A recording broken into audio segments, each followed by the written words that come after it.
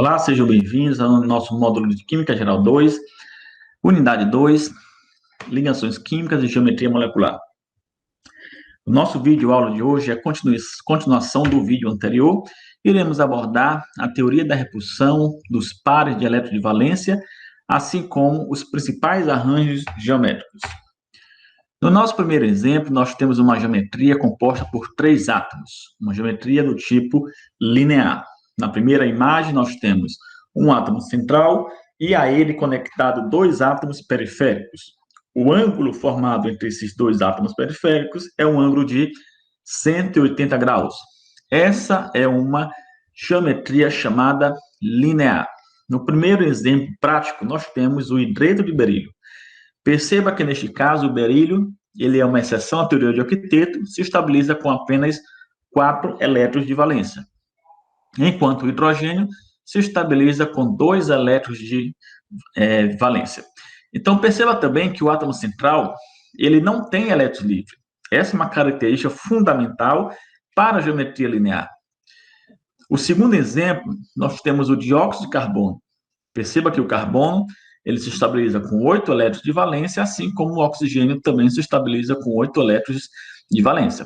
O átomo central, neste caso o carbono, ele não tem elétrons livres. Como já falei, é uma característica da geometria linear. O ângulo formado aqui entre os dois oxigênios também seria de 180 graus, assim como o ângulo formado entre os dois hidrogênios no hidreto de berílio também seria 180 graus. A segunda geometria que nós temos é a geometria angular. A geometria angular, ela se configura pela formação de um ângulo entre os átomos periféricos. No exemplo prático, nós temos a molécula da água. Perceba que o oxigênio, neste caso, possui 2 pares de elétrons que não participam da ligação. 2 pares não ligantes. E também 2 pares de elétrons ligantes, que são os pares que participam da ligação química. Então, como há a existência de pares de elétrons isolados, pares de elétrons não ligantes, estes pares de elétrons, eles exercem uma repulsão em relação ao par de elétron ligante, fazendo com que o ângulo, que antes era de 180 graus, agora aconteça uma diminuição, gerando aqui um determinado ângulo inferior a 180 graus. Isso acontece também na molécula do ozônio. Perceba que no ozônio nós temos aqui o oxigênio também como átomo central e, portanto, com pares de elétrons que não participam da ligação. E esse par de elétrons exerce uma repulsão em relação aos pares de elétrons ligantes e aí faz com que o ângulo diminua de 180 graus para, neste caso, 116 graus e 78 minutos. Então, esta é uma característica fundamental da geometria angular. 3 átomos, sendo que o átomo central possui obrigatoriamente par de elétron livre. E esse par de elétron livre vai exercer uma repulsão em relação ao par de elétron ligante, diminuindo o ângulo para valores menores que 180 graus. Em termos de polaridade, nós podemos afirmar o seguinte: as duas primeiras moléculas, no caso da geometria linear, como elas têm simetria, elas serão, portanto, moléculas apolares. Como é que você sabe que essas moléculas têm simetria? Se você traçar um plano no sentido vertical, passando pelo centro do átomo de berílio, logo, à esquerda deste plano e à direita, nós teremos 2 átomos equivalentes, neste caso, 2 hidrogênios. A mesma coisa acontece com a molécula do dióxido de carbono. Se você traçar um plano vertical passando pelo átomo central, nós teremos 2 átomos de oxigênio de cada lado do plano. Isto gera uma simetria. Se você optar por traçar o plano na horizontal, passando por todos os átomos, hidrogênio, berílio e hidrogênio, você vai ter um plano acima e um plano abaixo. E esses planos vão ser simétricos. A mesma coisa acontece com a molécula CO2. Se você traçar aqui um eixo passando pelo centro atômico dos 2 oxigênios e do carbono, você vai ter um plano acima, um plano abaixo, e esse plano também apresenta simetria. Quando a molécula apresenta simetria, nós já vimos no módulo passado que esta molécula ela tem um momento dipolar resultante igual a 0 e que, portanto, ela é apolar, ok? E uma observação interessante é que você tem que perceber que, neste caso, as ligações químicas são polares. Perceba a ligação hidrogênio e berílio. Como esses dois elementos têm eletronegatividade diferente, eles vão ter uma diferença de polaridade.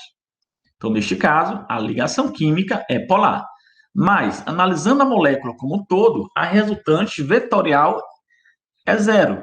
Significa dizer que a molécula, neste caso, é apolar. Embora ela tenha ligações polares, mas a molécula é apolar. No caso da molécula da água e da molécula do ozônio, já dá para você perceber claramente que não há simetria. Se você traçar aqui um eixo passando pelo oxigênio, um eixo horizontal, você vai perceber que acima do eixo e abaixo do eixo não há simetria. Acima não teríamos apenas os dois pares de elétrons isolados e abaixo teríamos apenas aqui os dois hidrogênios. Então, a molécula ela é assimétrica. Significa dizer que há uma resultante vetorial. Se há uma resultante vetorial, a molécula apresenta momento dipolar diferente de zero, e que, portanto, ela é uma molécula polar. Então, neste caso, tanto as ligações oxigênio e hidrogênio são ligações polares, e também a molécula em si é uma molécula polar. O mesmo acontece com a molécula do ozônio. Então, este conceito de simetria, nós iremos simplesmente estender para as demais geometrias que nós iremos analisar aqui. Veja a geometria do tipo trigonal plana. É composta por 4 átomos, sendo que todos os átomos estão no mesmo plano e que o ângulo de ligação é de 120 graus. Um exemplo prático, nós temos o trifluoreto de boro. O boro é uma exceção à teoria de octeto, se estabiliza com 6 elétrons, e o ângulo formado aqui entre os flu é de 120 graus. O mesmo acontece com a espécie nitrato. O nitrato é uma espécie trigonal plana, com 3 oxigênios periféricos e no átomo central um nitrogênio. Okay? Uma das características da geometria trigonal plana, além de todas as espécies estarem no plano, consiste no fato do átomo central não possuir elétrons livres. O átomo central não possui elétrons livres. Caso o átomo central possua elétrons livres, a geometria passa a ser do tipo pirâmide trigonal. Na pirâmide trigonal, perceba que o átomo central, neste primeiro exemplo, que seria o NH3, nós temos o par de elétron associado ao nitrogênio. Esse par de elétron vai exercer uma repulsão em relação aos pares ligantes, fazendo com que a molécula se distorça, adquirindo um rearranjo do tipo pirâmide trigonal. O mesmo acontece com a espécie PF3. O fósforo é o elemento central, ele possui um par de elétrons isolados. E aí faz com que a molécula adquira o rearranjo do tipo pirâmide trigonal. Perceba que, analisando os 4 por exemplo, os 2 primeiros exemplos, que seria a trigonal plana, são espécies que possuem simetria. Então, se possui simetria, são espécies do tipo apolares. Já as 2 moléculas posteriores, o NH3 e o PF3, são espécies que não possuem simetria. Esse par de elétrons isolado, ele gera uma assimetria no sistema, portanto, são moléculas do tipo polares. Outro tipo de geometria acontece com moléculas com 5 átomos. Seria uma espécie do tipo tetraédrica. No átomo central, nós temos uma espécie que não tem par de elétrons livres. Perceba que, neste caso, o carbono, ele tem 4 elétrons de valência. Após a formação da ligação química, todos esses 4 elétrons, eles participaram da ligação química. Não há elétrons livres no carbono, ok? Portanto, quando nós temos uma espécie com 5 átomos, sendo que o átomo central não tem par de elétron livre, o rearranjo adquirido pela espécie é um rearranjo do tipo tetraédrico. Neste caso, do metano, CH4, o ângulo de ligação é de 109 graus e 5 minutos. O mesmo acontece com a espécie sulfato. Nós temos o enxofre como o átomo central e 4 oxigênios periféricos a este átomo central.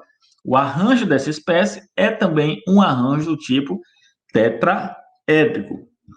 A outra espécie de geometria seria uma espécie do tipo octaédrica. Perceba que na espécie octaédrica, nós temos 7 átomos. Nós temos 5 átomos no plano horizontal e nós temos aqui um eixo que nós vamos chamar de eixo axial. Um átomo acima do plano e outro abaixo do plano. Perceba que todas as espécies, neste caso, elas estão a um ângulo de 90 graus. O exemplo prático seria o SF6. Perceba que o ângulo de ligação entre todos os fluos são ângulos de 90 graus. Perceba também que esta espécie, se você traçar planos de simetria, todos os planos que você traçar, eles vão apresentar simetria. Então, a espécie é uma espécie do tipo apolar, porque o momento dipolar dela resultante seria 0. Mas esta teoria, que é a teoria de repulsão dos pares de elétrons de valência, ela apresenta algumas limitações. Por exemplo, as estruturas de Lewis e o modelo de repulsão de pares de elétrons não explicam a formação, o porquê de uma ligação se forma. E quais seriam os orbitais envolvidos nas ligações? Essa teoria também ela não diz nada a respeito dos tipos de orbitais. Para isso, nós temos outras teorias vinculadas ao estudo de ligação química. Uma das teorias seria a teoria da ligação de valência. A teoria de ligação de valência vai levar em consideração os orbitais atômicos, a interação entre estes orbitais atômicos, que vai gerar um orbital referente à formação de uma ligação química. E outra teoria interessante é a teoria de hibridização, que vai tratar da mistura desses orbitais, formando um orbital híbrido de energia diferente dos orbitais originais. Então, nós temos aqui a molécula do CH4.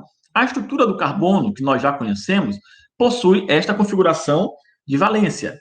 Um S2, 2S2 e 2P2. Perceba que o elétron localizado no subnível 2s, ele pode ser promovido para um orbital 2p, a partir do momento que a espécie ganha energia externa.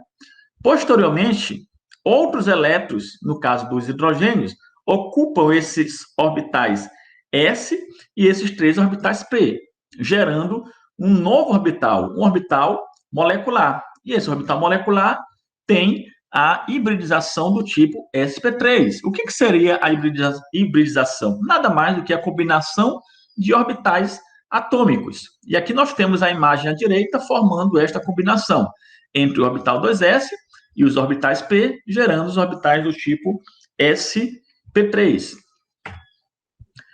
Então, nós temos aqui outras formas de combinação, seria a combinação entre 2 orbitais p e apenas um orbital do tipo s, gerando aí uma hibridização denominada do tipo sp2. Então, neste caso, a hibridização acontece apenas um orbital s com 2 orbitais p, e o terceiro orbital p ele vai ter uma energia diferente desses orbitais sp2, que vai dar origem a uma ligação do tipo π.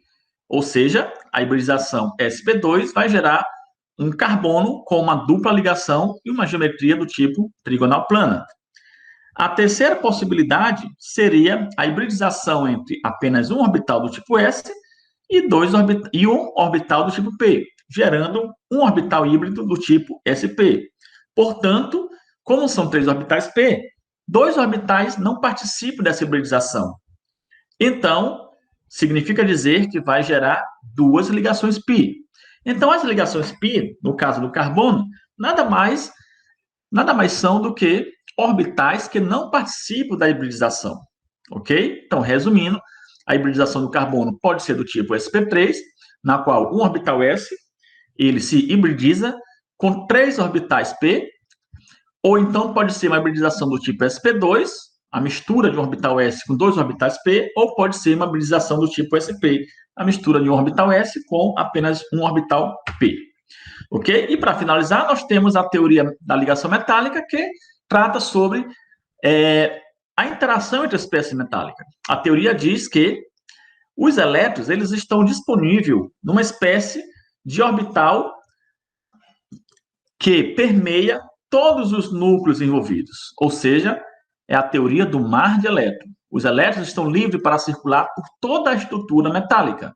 E como esses elétrons estão livres para circular por toda a estrutura metálica, então nós vamos ter algumas propriedades derivadas desse fenômeno. As principais, condutividade elétrica, condutividade térmica, são espécies facilmente deformáveis e possuem o brilho metálico. Então, essa é a teoria da ligação metálica, teoria do mar de elétrons. Então, essas são nossas referências. Dedique-se agora e vai valer a pena o esforço. Então, até mais, até a próxima.